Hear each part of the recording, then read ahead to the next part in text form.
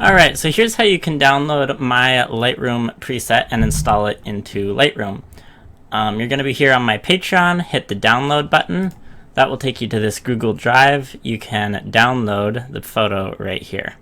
Once that's downloaded, head over to Lightroom, hit the plus sign up here in the left-hand corner, click the picture, and hit import.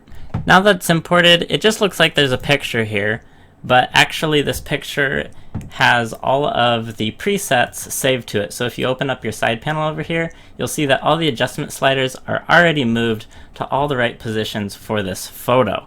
So now we can go to presets, come up to the three little dots here, and hit create a preset. So it's going to take this picture and create a preset out of it and save it so that you can apply it to other photos. You can just name this like Luke's preset, hit save, and now it's added to your panel right here.